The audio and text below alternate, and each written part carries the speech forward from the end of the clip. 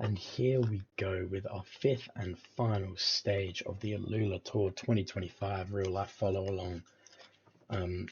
We are going the ALULA Camel Cup track and doing a big loop. I don't know if that's actually what it was in real life because it's not appearing to be a loop. I think they just don't know what the name is.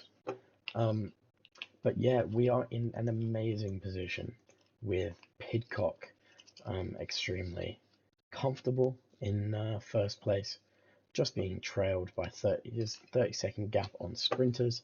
So as long as he makes it to the finish in the front group, we are safe.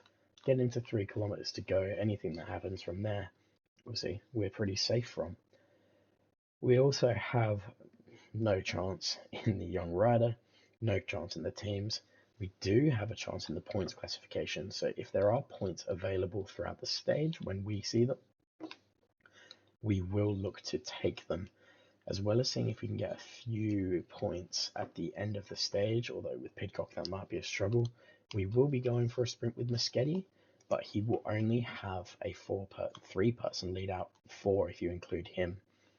He will have himself a lead out, and that is all. So he might have to hop on another train late in the stage with just a little bit of help. So we'll get in and see you on the start line. And we are here on our start line with Pidcock obviously right up the front. For once Leopin's in his national championship isn't right up at the front. We're just going to take position and just making sure I use the right riders for the right people. Leopin's is going to do our protection for Moschetti, and then everyone else is just going to chill out towards the front. We're going to ride conservative up towards the front so we can still show off our jersey, but not on the front. Though later on I might just commit as Parent to the front, and just kind of show like we obviously are in the leaders jersey. We are going to control this race from the front. Now, in this stage, I honestly do not remember what happened. I don't know who won, anything about it, so I won't talk about what happened in the real life stage, although I will get us through this intermediate sprint because I have a feeling Pidcock is going to take as many points as he can here. So Zakowski is going to do our lead out. He's going to get up and follow as Parent, kind of like that. And he's just going to do... He's not going to do what I want him to do, apparently. So we'll start this with 1.5k to go. Zakowski's going to launch ourselves a sprint. Pidcock in the wheel. We get our gap. So Pidcock... There we go. That was doing something extremely weird, although Zakowski is not doing what was asked of him. Thank you. He was just bolting along for no reason there. Pidcock now, of course, is going to sit up and be protected and just wait to be collected by our peloton, as Parent is going to go back and get us some water, and then he's going to continue on the front. He's not going to continue like that anymore. Alright, I'm still getting used to these controls. I haven't played an awful lot of Pro Cycling Manager in my life. I'm under 200 hours all time, which might sound like a lot to some of you, but I also know plenty of people with thousands of hours across the games. This is only my second version of the game, and I didn't play much of it in the last one. Yeah, this is going to be my second season really watching the professional cycling calendar, but even last year it was mainly just the simple and popular races. So I watched the Grand Tours, the monuments, and that was about it.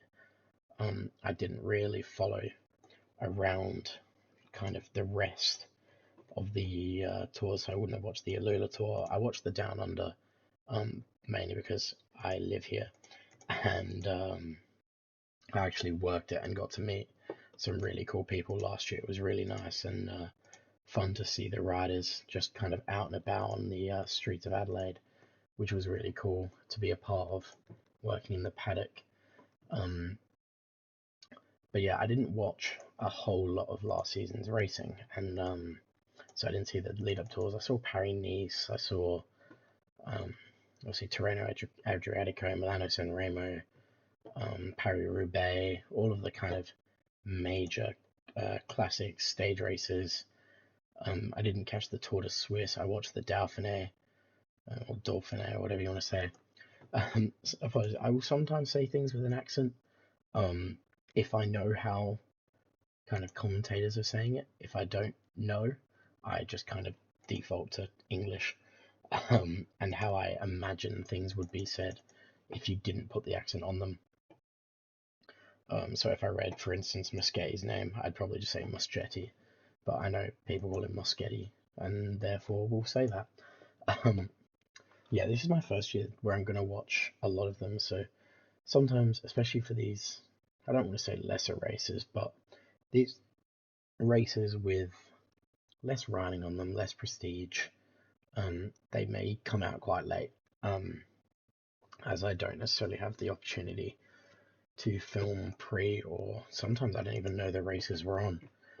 So I didn't actually know Etoile de Bessèges was on until I had a look and then saw it. I was like, oh, that started. I was actually just going to film my Columbia road race and TT videos, which I have filmed. I won't give anything away, but as an Ineos fan, as my team, it was extremely nice seeing Bernal get his first time trial victory in real life. Not his first, sorry, the time trial championships of Colombia. The road race starts in about 4 hours. So it is 11:40 p.m. where I live down in Australia. And yeah, we that race starts in 3-4 hours, I think. I will not be staying up.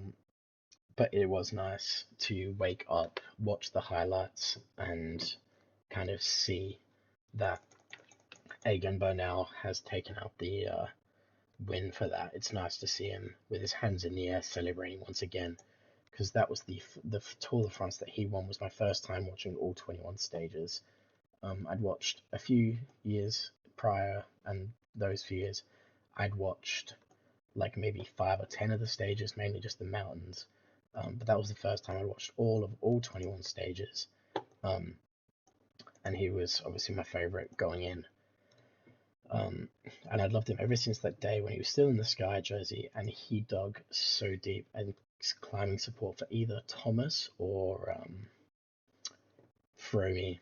I don't remember who he was riding for, but he kind of got caught, and then just he was on the front on a mountain for maybe 3 kilometers only, maybe 4, but just looked like he was dying the moment he got put on the front. Like he looked like he had nothing left, and he just closed down attack after attack, which is how I feel they gave him a chance. Just seeing that, but personally, very great to see him raising it, and I'll talk more about that when I do my Colombian time trial video. I won't do all the national championships, but I'll do a fair few, especially when it's time for like it's weekend of it. I might just do all of the races and then kind of edit it all into one video rather than doing all the separate videos. For some of these bigger races come up, I'll do kind of preview videos maybe where I talk about what I think is going to happen during the race, the riders that are there, the riders going, the big omissions, the big crashes leading in, similar to lots of other people, but hopefully put my own little twist on it and see if you guys enjoy it at all. But for these smaller races, I will absolutely just put at the start of a race, if it's the next day, what I think might happen, and just do a short little thing like that. I do want to keep these videos quite short. I don't want them extremely long and drawn out. It's just not going to be fun for people. I want to keep them under 20 minutes, and so far have done that quite well. Now with this, we're going to start our lead out. the pins. It's going to work like that.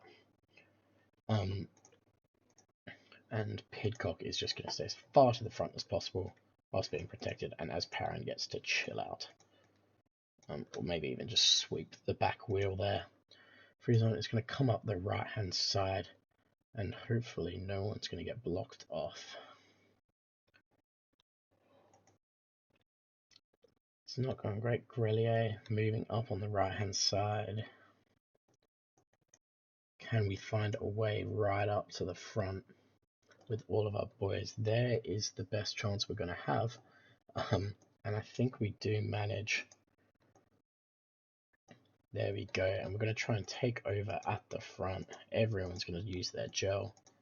Pidcock's going to do everything it takes to stay at the front like he was told. As we run out of energy, and people, I forgot there was a climb there. Until people start trying to come around us, we should be pretty safe. Freezone just gets to chill out, unless he tries to do the protect thing, which really frustrates me. We're going to jump in the wheel of Zilliard. As I said earlier, we don't have enough people to do the full lead out on our own.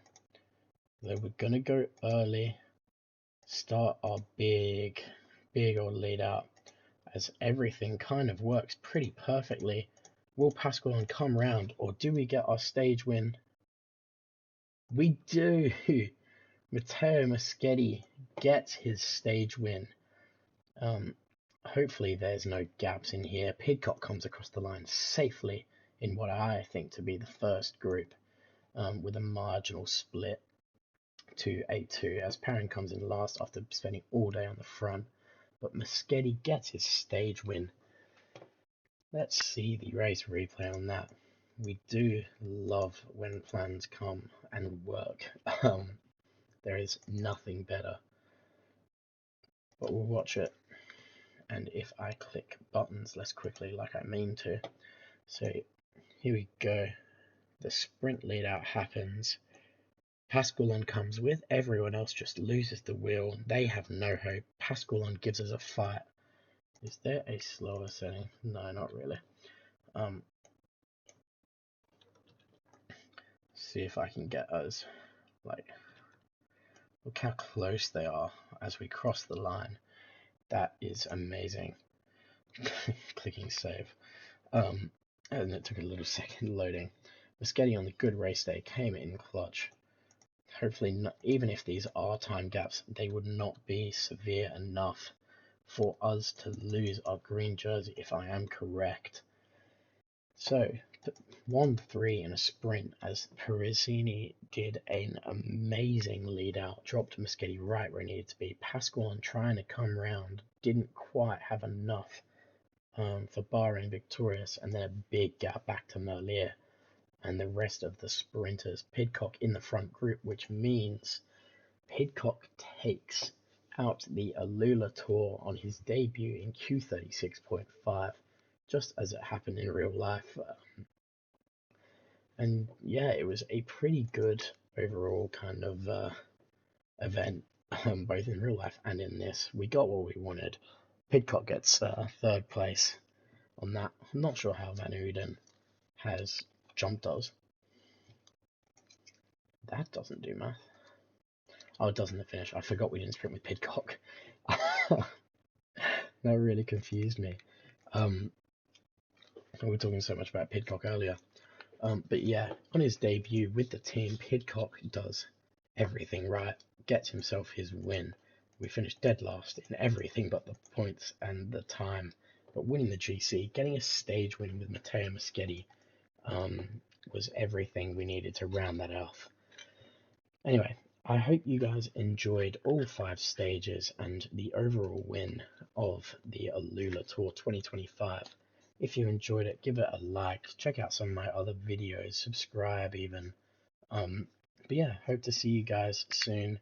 There'll be plenty more videos of me catching up everything I've missed over the next like 2 days. So yeah, tune in. There should be maybe 5 or 10 videos dropping. Catch you all soon.